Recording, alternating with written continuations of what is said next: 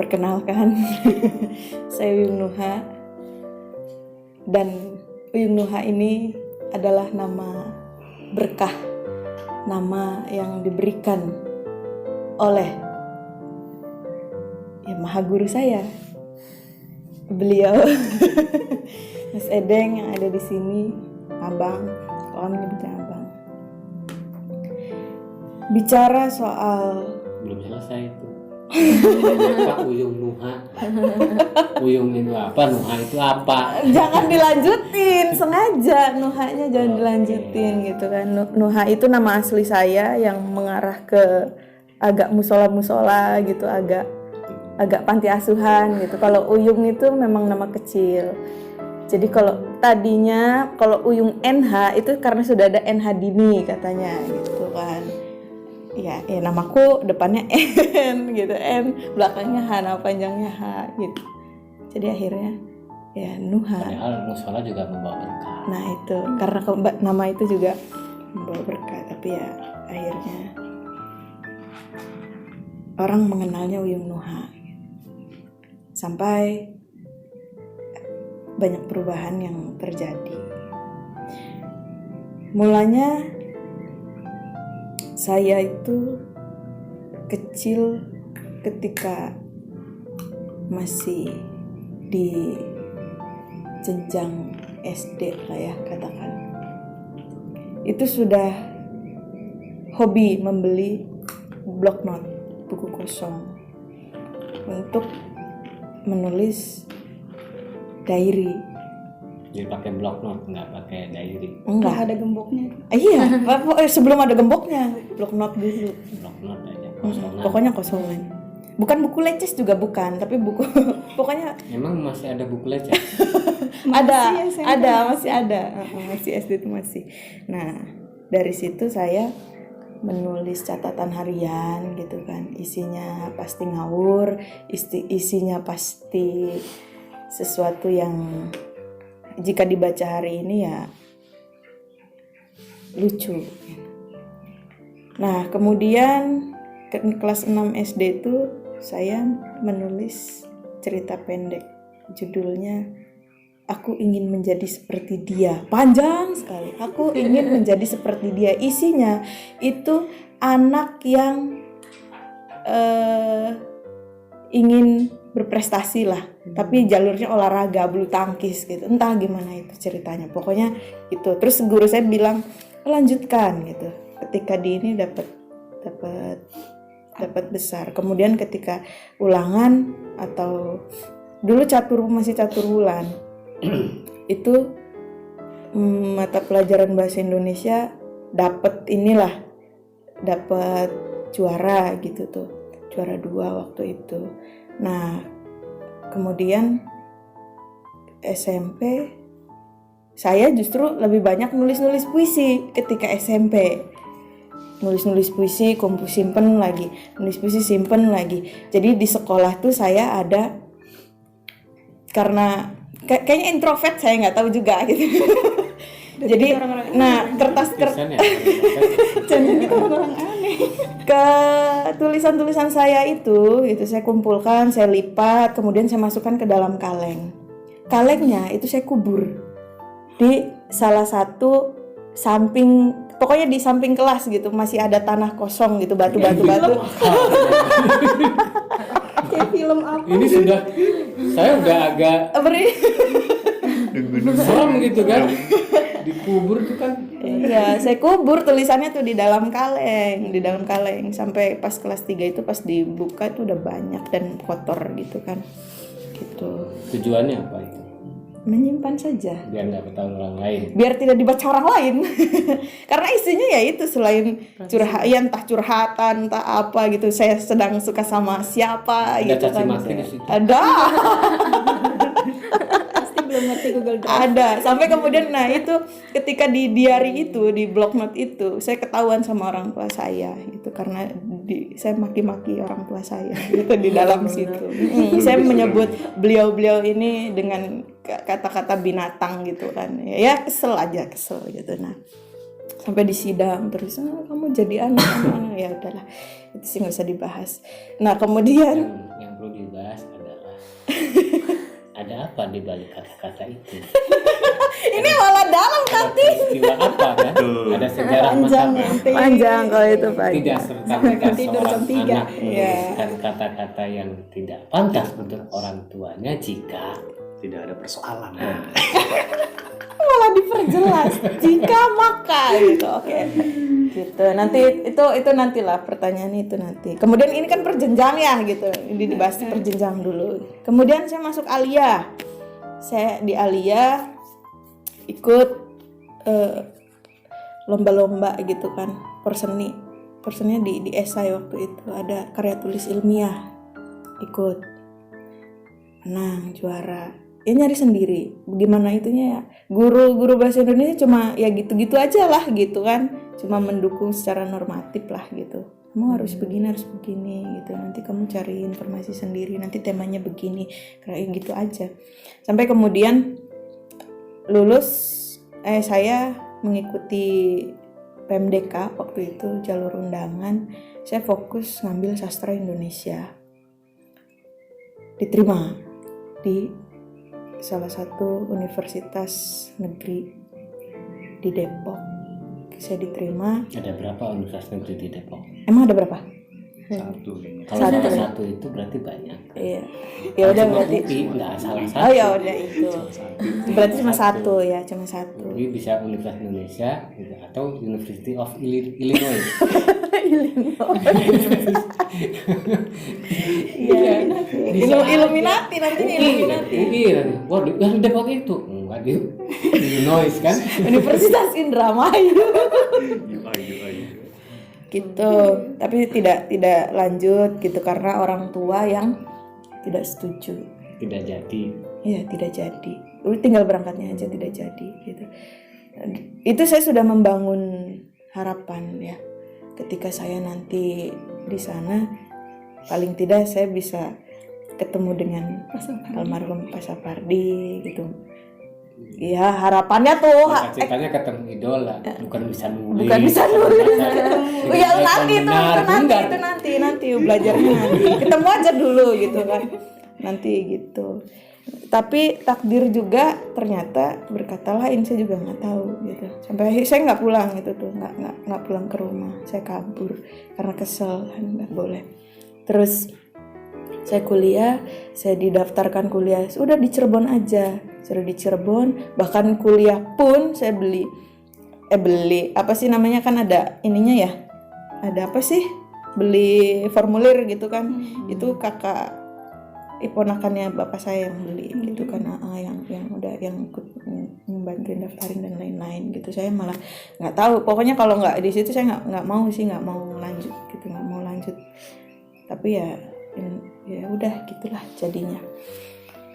Sampai kemudian masuk kuliah dengan harapan yang masih sama gitu. Tapi ini kan jurusannya saya ngambilnya bahasa dan sastra Indonesia, tapi keguruan. Dan ternyata setelah menjalani perkuliahan, saya tidak mendapatkan apapun dari kampus. Bodoh. Iya, saya menjadi mahasiswa yang apa ya? Introvert, kemudian ya kupu-kupu. Saya mencoba untuk berorganisasi kembali gitu, karena dari SD sampai Alia itu kan saya berorganisasi gitu, dari yang tadi Paskibran, tadi Pramuka, kemudian di OSIS dan di MPK juga gitu. Sampai kemudian saya kaget kok di kampus yang saya pikir akan begini gitu. Nanti jaringan saya juga, teman-teman saya juga nanti tambah luas gitu. Ternyata kuliah di gedungnya saja itu seperti begitulah, seperti bersekat-sekat gitu kan. Kecil, kemudian orang datang dan pergi dengan ya seperti tidak ada motivasi apapun gitu. Sampai akhirnya saya jengah apa muak lah. Saya muak, saya tidak bisa membangun kualitas diri saya di kampus gitu kan. Misalnya saya mengikuti organisasi juga, saya sempat mengikuti organisasi apa ya, di kampus HMJ semacam itulah gitu. Sampai kemudian karena kok nggak ada bedanya sih sama anak-anak SMA gitu, bahkan ketika menyelenggarakan acara pun kayak misal nyari sponsor dan lain-lain kayaknya lebih pintar anak SMA gitu tuh. Jadi akhirnya saya memutuskan untuk keluar, tidak satu visi dengan teman-teman yang waktu itu. Sudah, bahkan yang mengeluarkan surat pengunduran diri kayaknya hanya saya gitu, yang lain cuma keluar aja gitu tanpa Mengajukan. iya, tanpa mengajukan, molosi gitu. Oh ini molosi gitu, nggak tertib. Kemudian akhirnya saya separan-paran, maksudnya separan-paran itu saya akhirnya main ke kampus-kampus yang lain gitu, nggak di kampus sendiri gitu. Saya ikut diskusi ke mana-mana gitu kan, sampai dengan teman-teman saya juga yang dulu masih sealiyah gitu kan, kuliah di mana ya saya datengin gitu. Sampai kemudian di salah satu kampus swasta di Cirebon itu ada beda buku, yang jadi pembicara itu abang dengan Mas Fathan waktu itu. Nah, tapi sebelum ketemu di situ dengan abang itu, saya sudah pernah ketemu sebelumnya jauh ketika aliyah itu dengan kawan saya itu nonton teater. Setelah lulus itu. Belum. Itu masih inilah, masih sekolah gitu kan. Nonton Bercermin. cermin Teater di ICC ya. Iya di ICC, teater Sahid itu. Nah ketemu dengan abang gitu, dikenalkan oleh kawan saya itu. Nah akhirnya kemudian ya ketemu yang kedua kalinya ketika ngikutin diskusi itu. Jadi saya juga kemana-mana tuh ya sendiri gitu loh. Ada acara kebudayaan, ada diskusi gitu ya, datang aja sendiri gitu. Sampai kemudian Bocil lah ya. Cailang ya, Bolang. Saya memang dulu dipanggilnya Bolang gitu, Bolang. Dan IDW kan gitu, karena di Kopayi sendiri itu kan kalau misalnya pulang nih, itu kalau keneknya ke depan saya ke belakang, keneknya ke belakang saya ke depan. Kalau nggak pura-pura tidur biar nggak bayar, biar nggak bayar ongkos, ya gitu. Karena sanggupnya cuma 8.000 waktu itu, 8.000 terus kuliah 10.000. Ya prihatin lah ya. Prihatinnya yang nemen, badan saya juga kurus kering waktu itu. Tidak sebesar ini. Berarti sekarang mas-mas. Percaya nggak kalau pernah prihatin? Kalau lihatnya sekarang. Enggak ya, dia nggak percaya ya. Iya, nggak bakalan karena dulu. Nah, kebetulan saya mendapati hitamnya kenyataan sebelum ini. Hitam. Sebelum ini kurusnya seperti apa gitu dan lain-lainnya gitu. Makannya juga gimana gitu. Pokoknya kalau ngelihat makanan saya tuh langsung ringas gitu. Serius. Iya, sampai Emang sekarang nggak? enggak, sekarang mah enggak. Agak anu lah. Agak jaim sekarang. Jadi dulu tuh kan ya pokoknya gitulah, bopung sekali gitu, kamseupai dan lain-lain lah gitu. Saya tuh sampai teman-teman saya yang dulu juga nggak menyangka ketika saya mengalami perubahan seperti ini gitu, dari di luar dari fisik, dari pikiran gitu kan, nggak menyangka gitu kok Uyung bisa nulis ya gitu. Kemudian ternyata karyanya di mana-mana gitu dan dikenal sebagai Uyung Nuha. Dan Uyung Nuha biasanya orang itu kan laki-laki nyangkanya tuh, pasti laki-laki gitu. Ada Uyung Arya di Bandung gitu. Katanya Uyung Nuha Cirebon akhirnya gitu. Nah, ini random ya, saya sebetulnya ceritanya tuh random. Sampai kemudian saya komit untuk fokus ke menulis gitu kan. Saya ceritanya dan masih berlanjut nih, buku diari nih masih berlanjut dan sampai sekarang masih ada. Itu saya menyiapkan satu buku untuk cerpen-cerpen saya. Tulisnya tulis tangan, gak ada yang namanya komputer, tulis tangan sampai jemper, sampai apa tulis tangan, sampai pulpen tuh udah nulis tuh habis juga tintanya gitu. Nah itu sudah terkumpul. Kalau misalnya ada teman saya yang baca, teman saya tuh responnya tuh, ih bagus Yung, feel banget gitu kan, ngefeel bahasa dia tuh, ngefeel. Terus tuh ini bikin sedih, ini cerita si ini ya, kamu ya cerita pacar kamu ya, dan lain-lain misalnya gitu kan, kamu cerita si itu ya gitu, curhat yang waktu ini ya gitu. Terus pede kan dibilang gitu tuh, dinilai gitu tuh, di pede gitu Kak. Oke, terkumpul 1, kumpul lagi 2. Kalau nggak percaya tanya Iis, pernah saya tunjukin itu bukunya ya gimana gitu kan. Terus buku itu kemudian saya serahkan ke abang gitu kan, minta dinilai. Kita nulis coy gitu. Aduh, saya nulis nih, tulisan saya udah bagus, dan teman-teman saya kalau sekarang itu kan Udah bilangnya bagus. testimoninya tuh bagus gitu. Saya yakin sekali waktu pada saat itu. Kemudian saya menyerahkan tulisan saya itu ya, tulis tangan. Diserahkan, bagaimana coba responnya?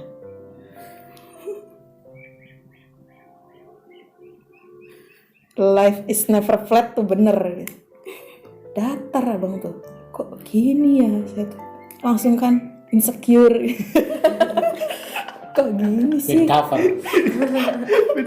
Kok gini sih ya responnya, padahal teman-teman saya yang baca kayak gini, kakak kelas saya gitu kan, kakak kelas saya yang baca. Kok nggak ada respon? Kok abang diem aja gitu, kok mas Ade yang diem aja. Terus buku tuh digini, begitu, buset gitu kan, ampun. Itu sih itu sih isinya curhat semua, sampah. Ya mungkin lah kita diomong kayak gitu kan, muka saya kan tidak bisa menyembunyikan semu, jadi langsung mengkeret gitu, langsung beringsut. Saya langsung ya sudahlah, saya patah arang waktu itu. Oke, berarti saya tidak berbakat rupanya gitu kan. Langsung mengklaim yang lah, pokoknya enggak langsung pesimis, saya tidak berbakat, saya tulisan saya sampah. Udah ya.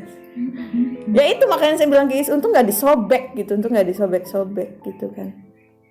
Udah bilang gitu. Terus sampai kemudian nggak berhenti di situ, diomongi, dinasehati, diberitahu bahwa menulis yang baik itu seperti apa.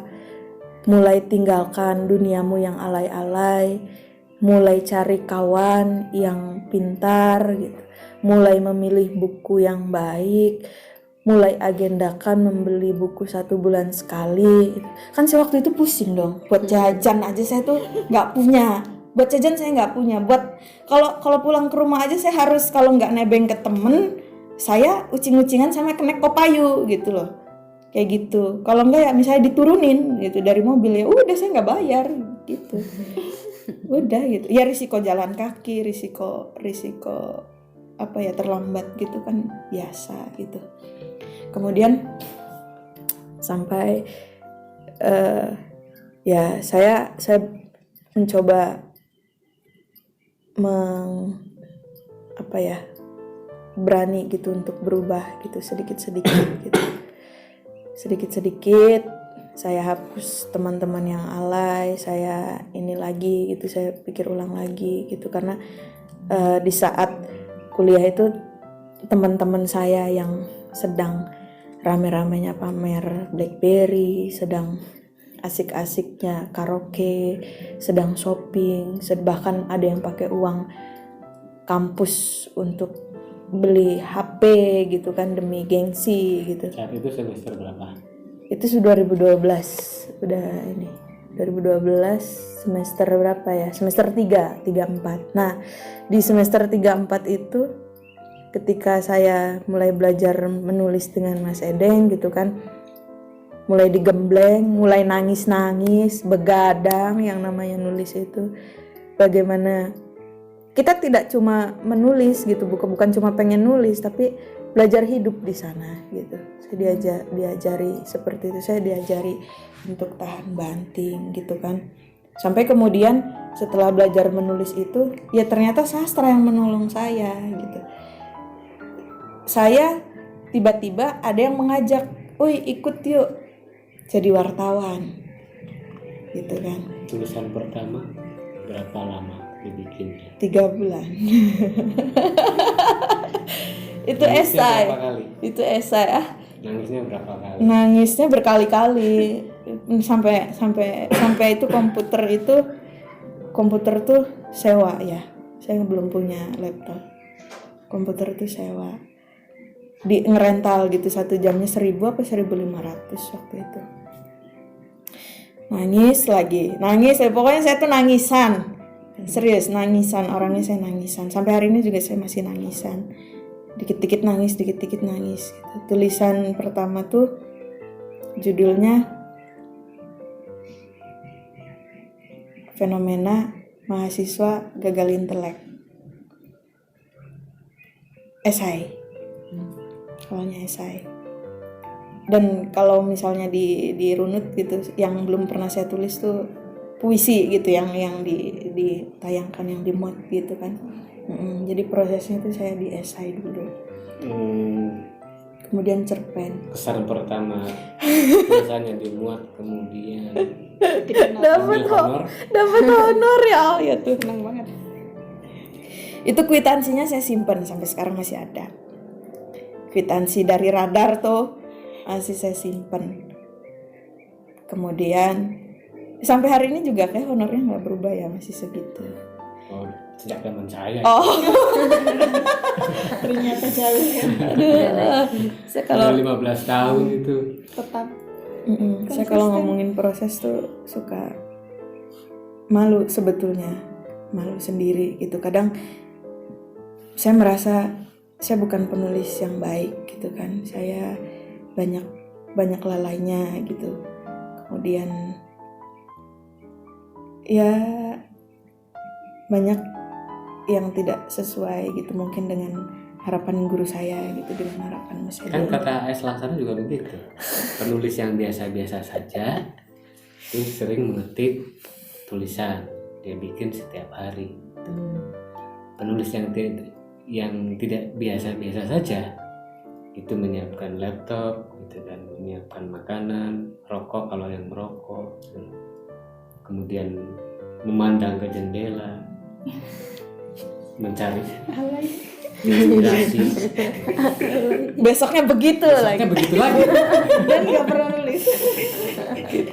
Itu penulis yang tidak biasa-biasa saja. Gitu. Iya. Sampai kemudian tulisan itu lahir, tulisan kedua lahir, ketiga, keempat, di saat teman-teman saya masih belajar nulis di folio, di kertas folio, masih ini gimana ya alurnya atau Mata kuliah apa yang dapat nilai A karena tulisan? banyak. Oh. Banyak. Bahkan dosen yang itu menyuruh saya untuk duduk di meja dia, di kursi dia, karena saya tidak dapat kursi itu kan waktu itu gitu. Duduk di kursi bukan di meja. Duduk di meja dosen maksudnya. Di mejanya di dosen? kursi dosen. Oh, iya. Di kursi dosennya gitu. Silakan duduk. Nah, bagi mahasiswa yang pikirannya tidak itu menyangka saya ada affair gitu dengan dosen tersebut gitu kan. Nyangkanya begitu gitu. Nggak tahunya kan saya ngasih tulisan ke dosen itu. Ini Pak, tulisan saya dimuat. Itu betul yang dikatakan oleh Mas Edeng gitu, yang dikatakan oleh Abang. Itu saya tuh langsung dapat A. Tanpa harus misalnya saya repot-repot ikut eksam gitu kan, ikut ulangan dan lain-lain. Saya langsung dapat A. Kemudian di mata kuliah apa lagi saya dapat A lagi gitu. Jadi ijazah saya tuh kemplutnya tuh bener gitu, A-nya banyak. Itunya tuh, tapi ya gitulah, harus dipertanyakan itu A-nya betul tidak Ya, gitu. kan, nangisnya juga banyak. Itu nangisnya banyak. Saya kesel, saya pusing gitu mikirin kata-kata ini kayaknya enggak ada, ini jelek. Ketika dibuka lagi tulisan saya buruk dan iya jelek gitu, terus masih begitu dan sampai hari ini masih begitu. Bahkan saya merasa sudah terlambat gitu kan masanya. Kadang sampai Abang bilang belum apa-apa kok, sudah layu gitu, layu sebelum berkembang. Kemudian ya saya jeleknya saya itu mudah patah. Maksudnya mudah patah tuh kadang ininya tuh mungkin aura negatifnya kali ya. gitu tuh. Ya gitu. Lagunya siapa atau pujian siapa yang patah tumbuh, yang hilang berganti. 420 ya itu ya. Banda Neira. Banda Neira. Surat nanti Harus bahas. sering-sering dengar lagu itu. Benar. Lagu-lagu Yang indie. patah tumbuh, yang hilang berganti. Ini anak senja banget ya. Nggak usah pakai kata senja. Yang penting kalimat itu diputar-putar. Ulang. Emang lagunya juga gitu kan. Ulang-ulang. Ulang-ulang. Iya gitu. Sampai kemudian saya akhirnya bekerja pun itu saya tidak pernah menggunakan ijazah sampai hari ini. Sampai hari ini ijazah saya masih tersimpan rapi. Jadi saya jadi wartawan itu bukan saya belajar nulisnya ketika saya wartawan, enggak. Tapi saya belajar dulu ke beliau nulis ya, karena beliau juga bilang wartawan budaya di Cirebon tuh nggak ada gitu. Dan ketika saya jadi wartawan, ketika saya meliput memang nggak ada gitu. Ketika membaur dengan teman-teman wartawan yang lain nggak ada gitu. Jadi misalnya berita mereka ya straight news aja 5W1H. Karena gitu. selain kapasitas orang per orangnya yang berkaitan dengan kebudayaan, juga bidang kebudayaan itu nggak ada uangnya. Nah ya nggak ada uangnya. Ya saya juga iya. Nggak bisa nyeser. Nggak bisa nyambi. Makanya saya bukan wartawan yang begitu, wartawan yang menerima amplop gitu. Dan ya karena didikan abang gitu kan, sekempong apapun, nggak punya duit apapun, masih ada air keran gitu kan, mau minum masih ada air keran. Dulu kan di Sanggar, di lawan teater, masih ada air keran, masih ada rezeki Tuhan itu di mana-mana masih ada gitu. Harus percaya itu. Situ akhirnya dari situlah sampai sekarang teman-teman saya bisa segemuk ini. Saya bisa sesehat ini. Makmur berarti. Makmur. Tapi Enggak sih, enggak pertanyaannya juga. itu Gemuk bukan itu makmur ya, subur. Suburnya itu karena tulisan atau karena hal lain? karena stres. Karena stres nggak nulis juga gitu. Ya tulisan ada, tetapi beberapa aku menulis maka aku ada gitu loh. Ketika saya tidak menulis ya Saya merasa tidak ada. saya nggak ada. Atau hopeless, Hopeless. insecure. Iya betul gitu. Jadi ya memang begitu. Sampai kemudian saya pernah kan ke Mas Edeng itu, saya pengen jadi penyiar aja gitu. Saya pengen jadi foto model aja gitu. Soalnya saya keluar gitu. Kamu anak muda gitu. Kok banyak keinginan gitu, tetapi satu pun nggak ada yang terrealisasi gitu. Satu pun nggak ada yang istiqomah lah gitu ibaratnya gitu. Satu aja belum beres, pengen ini, pengen itu gitu kan. Nah karena yang menjadi kambing hitam lagi-lagi bakat itu tadi gitu loh. Kayaknya saya dinulis nggak ada bakat deh gitu tuh. Tulisan saya nggak dilirik-lirik acan aja gitu kan. Tulisan saya begitu dirombak lagi, diedit lagi, diperbaiki lagi, PR lagi, baca lagi gitu kan. Sampai draft-draftnya juga banyak. Jadi tulisan yang sudah jadi ketika disetorkan ke abang dikoreksi, saya tumpuk lagi, dibaca lagi. Oh iya sejen ya, dimengkenen gitu, nggak gini gitu. Ini catatannya di sini gitu. Ya bukan gitu. Apalagi soal logika kalimat gitu kan. Logika kalimat, kemudian sudut pandang, cara mengambil angle tulisan dari mana gitu. Berangkatnya dari mana gitu. Kayak gitu-gitu kan harus digeluti gitu. Harus menjadi perhatian, harus jadi pikiran setiap harinya. Kalau enggak mungkin jadi. Tulisan saya aja yang jadi itu 3 bulan kok yang itu. Dan itu mendapat kritik keras dari salah satu dosen saya. Dan dia ngasih nilai saya kecil gara-gara tulisan itu gitu. Karena saya ngomongin kampus sendiri, kemudian pergerakan mahasiswa yang tanpa perlawanan, takut kepada dosen gitu kan, takut nilainya kecil, takut dapet kayak gitu aja takut. Apalagi itu kan swasta dan semuanya serba uang gitu. semuanya serba uang. Saya merasa saya kuliah dibiayai oleh orang tua gitu. Nah kalau kuliah saya dibiayai orang tua, saya untuk biaya kos dan biaya hidup saya selama di sini. Ketika saya memutuskan untuk tinggal di kota gitu, udah nggak pulang pergi ke rumah, ya saya harus membiayai diri saya sendiri. Dan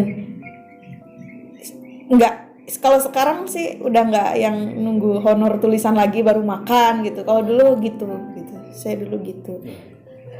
makmur nih. Serius. Tapi sekarang juga karena tulisan juga, karena berangkat dari situ. Karena Pertanyaan saya adalah seberapa yakin terhadap profesi atau dunia yang dipilih sekarang, menulis itu.